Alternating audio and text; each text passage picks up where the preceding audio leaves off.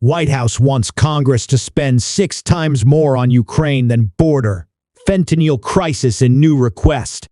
Biden's new spending request calls for $24 billion in Ukraine funding. The Biden administration is requesting Congress spend 6 times more on supporting Ukraine in its war against Russia than on the border and fentanyl crisis plaguing the nation, according to a new emergency spending request submitted Thursday. In the request sent to House Speaker Kevin McCarthy, Biden specifically called for $24 billion in aid to Ukraine, split between $13 billion for defense-related spending and $11 billion in economic and humanitarian assistance. But Biden only requested $4 billion in spending on the border and immigration, as well as combating fentanyl flowing into the United States from foreign origins.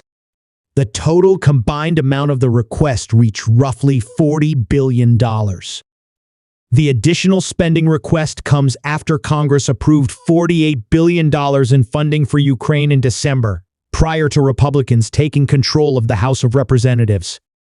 Approval of the funding is expected to be an uphill battle in the House, where McCarthy has promised he would not bring a supplemental Ukraine funding bill to the floor. Many conservatives have been vocally opposed to giving Ukraine more money without more accountability.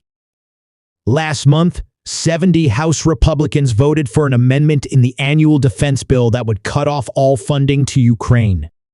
It ultimately failed.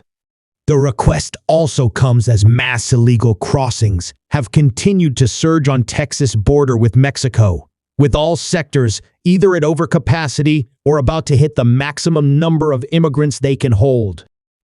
U.S. Customs and Border Protection source told Fox News on Thursday that there are currently 19,400 migrants in Border Patrol custody nationwide.